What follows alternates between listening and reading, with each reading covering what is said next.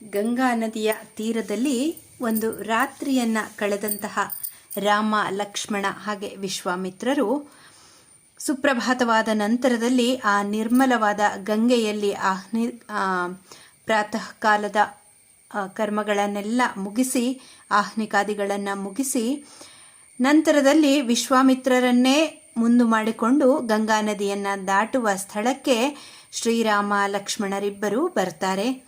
ಮಹೇಶ್ವರನ ಆಶ್ರಮದಲ್ಲಿ ಉಗ್ರವ್ರತರಾದ ಮಹಾತ್ಮರಾದ ಮಹರ್ಷಿಗಳು ಶುಭಪ್ರದವಾದ ಮತ್ತು ದೃಢವಾದ ನಾವೆಯೊಂದನ್ನು ಗಂಗಾತರಣ ಪ್ರದೇಶದಲ್ಲಿ ನಿಲ್ಲಿಸಿ ವಿಶ್ವಾಮಿತ್ರರಿಗೆ ಹೇಳಿದರು.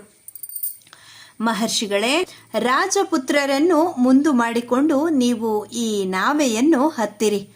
ನಿರ್ವಿಘ್ನವಾಗಿ ಮಂಗಳಪ್ರದವಾದ ಗಂಗಾ ನದಿಯನ್ನು ದಾಟಿ ಮುಂದಿನ ಮಾರ್ಗವನ್ನು ಕುರಿತು ಹೋಗಿರಿ. ಕಾಲ ವಿಳಂಬವಾಗುವುದು ಬೇಡ. ವಿಶ್ವಾಮಿತ್ರ ಮಹರ್ಷಿಗಳು ಹಾಗೆಯೇ ಆಗಲಿ ಎಂದು ಹೇಳಿ ತಮ್ಮನ್ನು ಅನುಸರಿಸಿ ಬಂದಿದ್ದಂತಹ ಮಹರ್ಷಿಗಳನ್ನು ಯಥೋಚಿತವಾಗಿ ಸತ್ಕರಿಸಿ ರಾಮ, ಲಕ್ಷ್ಮಣರೊಡನೆ ಸಾಗರಗಾಮಿನಿಯಾದ ಗಂಗಾ ನದಿಯನ್ನು ದಾಟಲಿಕ್ಕೆ ಅನುವಾಗುತ್ತಾರೆ.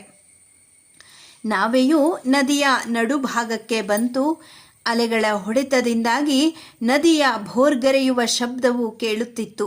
ಅದರ ಕಾರಣವನ್ನು ತಿಳಿಯಬೇಕು ಎಂಬುವಂತಹ ಕುತೂಹಲ ರಾಮ, ಲಕ್ಷ್ಮಣರಿಬ್ಬರಿಗೂ ಉಂಟಾಯಿತು. ನದಿಯ ಮಧ್ಯದಲ್ಲಿ ನಾವೆಯೂ ಹೋಗುತ್ತಿದ್ದಾಗಲೇ ರಾಮನು ವಿಶ್ವಾಮಿತ್ರರನ್ನ ಕೇಳ್ತಾನೆ, ಮಹರ್ಷಿಗಳೇ, ಭೋರ್ಗರೆಯುತ್ತಿರುವ ಈ ಶಬ್ದವು ಅಲೆಗಳ ಪರಸ್ಪರ ಸಂಘಟನೆಯಿಂದ ಉಂಟಾಗಿರುವುದೋ ಅಥವಾ ಈ ಶಬ್ದಕ್ಕೆ ಬೇರೆ ಇನ್ನಾವುದಾದರೂ ಕಾರಣವಿದೆಯೇ? ಈ ಶಬ್ದವು ಹುಟ್ಟಲಿಕ್ಕೆ ಕಾರಣವಾದರೂ ಏನು? ದಯವಿಟ್ಟು ತಿಳಿಸಿ ಎಂಬುದಾಗಿ ರಾಮ ಕೇಳ್ತಾನೆ. ಕುತೂಹಲಯುಕ್ತನಾದಂತಹ ಶ್ರೀರಾಮನ ಮಾತನ್ನ ಕೇಳಿ ಧರ್ಮಾತ್ಮರಾದ ಮಹರ್ಷಿಗಳು ಅದರ ಸರಿಯಾದ ಕಾರಣವನ್ನು ಹೇಳಲಿಕ್ಕೆ ಮುಂದಾಗ್ತಾರೆ. ರಾಮ, ಕೈಲಾಸ ಪರ್ವತದಲ್ಲಿ ಚತುರ್ಮುಖ ಬ್ರಹ್ಮನ ಮನಸ್ಸಂಕಲ್ಪದಿಂದಲೇ ಒಂದು ಸರೋವರವು ಹುಟ್ಟಿತು. ಅದರಿಂದ ಆ ಸರಸ್ಸಿಗೆ ಮಾನಸ ಸರೋವರ ಎಂದೇ ಹೆಸರಾಯಿತು.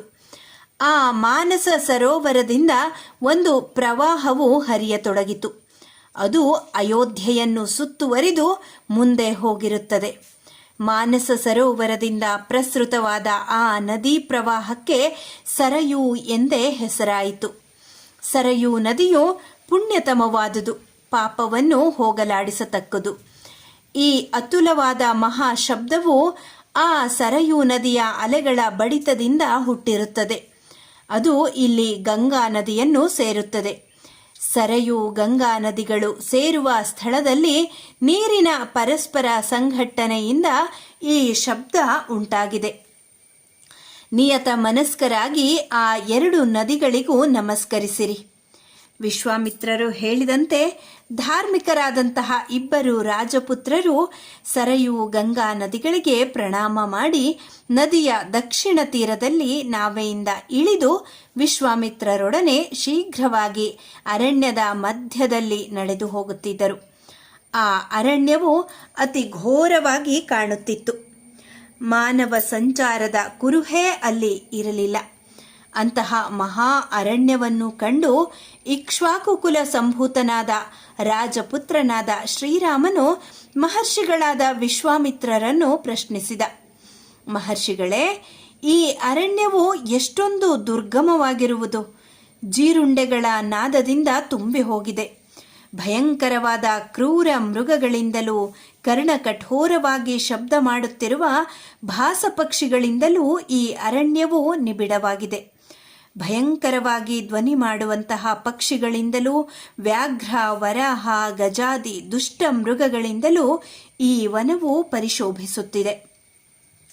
ಧವ, ಅಶ್ವಕರ್ಣ, ಕಕುಭ ಮುಂತಾದಂತಹ ವೃಕ್ಷ ವಿಶೇಷಗಳಿಂದಲೂ ಬಿಲ್ವ, ತಿಂದುಕ, ವಾಟಲ, ಬದರಿ ವೃಕ್ಷಗಳಿಂದಲೂ ನಿಬಿಡವಾಗಿರುವ ದಾರುಣವಾದ ಈ ಅರಣ್ಯವು ಯಾವುದು? ಹೀಗೆ ಪ್ರಶ್ನಿಸಿದಂತಹ ರಾಮನಿಗೆ ಮಹಾ ತೇಜಸ್ವಿಗಳಾದ ವಿಶ್ವಾಮಿತ್ರರು ಹೇಳ್ತಾರೆ, ವತ್ಸ, ಈ ಮಹಾ ಅರಣ್ಯವು ಯಾರದು ಎಂಬುದನ್ನು ಹೇಳುತ್ತೇನೆ ಕೇಳು.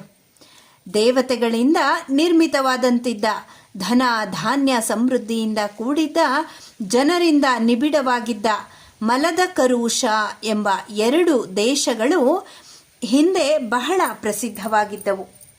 ವೃತ್ರಾಸುರನ ವಧೆಯಾದ ನಂತರ ಅಶುಚಿತ್ವವು, ಹಸಿವು ಮತ್ತು ಬ್ರಹ್ಮಹತ್ಯಾ ದೋಷವು ವೃತ್ರನನ್ನು ಸಂಹರಿಸಿದಂತಹ ಇಂದ್ರನಿಗೆ ಪ್ರಾಪ್ತವಾದವು.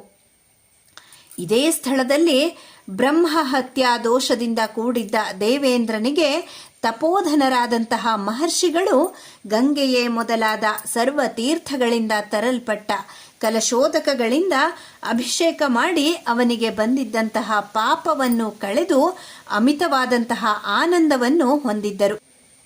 ಇಂದ್ರನು ನಿರ್ಮಲನು, ಪರಿಶುದ್ಧನು, ಹಸಿವಿನ ಬಾಧೆಯ ರಹಿತನು ಮತ್ತು ಬ್ರಹ್ಮಹತ್ಯಾ ಪಾಪ ವಿಮುಕ್ತನೂ ಆದನು. ತನ್ನ ಪಾಪವನ್ನು ಧರಿಸಿದ ಈ ದೇಶದ ವಿಷಯದಲ್ಲಿ ಸುಪ್ರೀತನಾದಂತಹ ಇಂದ್ರನು ಈ ದೇಶಕ್ಕೆ ಅನರ್ಘವಾದಂತಹ ವರದಾನವನ್ನು ಮಾಡಿದ.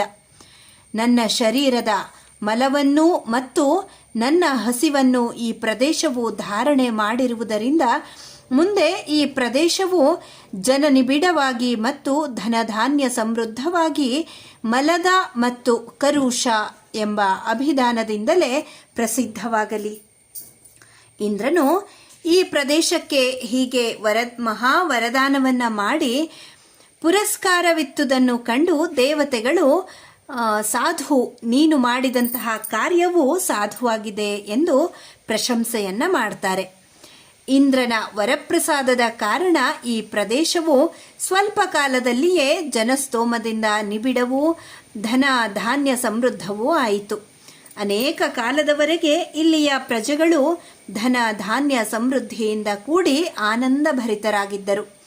ಕೆಲವು ಕಾಲ ನಂತರದಲ್ಲಿ ಇಚ್ಛಪಡುವ ರೂಪವನ್ನು ಹೊಂದಲು ಸಮರ್ಥಳಾದ ಯಕ್ಷಕನ್ಯೆಯಾದ 1,000 ಆನೆಗಳ ಬಲವನ್ನು ಹೊಂದಿದ್ದಂತಹ ತಾಟಕ ಎಂಬ ಹೆಸರಿನವಳು ಒಬ್ಬಳು ಹುಟ್ಟುತ್ತಾಳೆ. ಅವಳು ಸುಂದ ಎಂಬ ರಾಕ್ಷಸನ ಹೆಂಡತಿ. ಇಂದ್ರನಿಗೆ ಸಮಾನವಾದ ಪರಾಕ್ರಮವುಳ್ಳ ಮಾರೀಚ ಎಂಬ ರಾಕ್ಷಸನು ಅವಳ ಮಗ.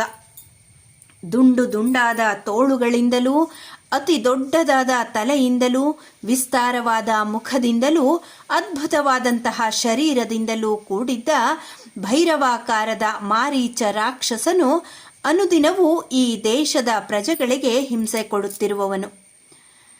ಮಲದ ಮತ್ತು ಕರುಷ ಎಂಬಂತಹ ಈ 2 ರಾಜ್ಯಗಳನ್ನು ದುಷ್ಟಚಾರಿಣಿಯಾದ ತಾಟಕಿಯು ಧ್ವಂಸ ಮಾಡುತ್ತಿರುವಳು.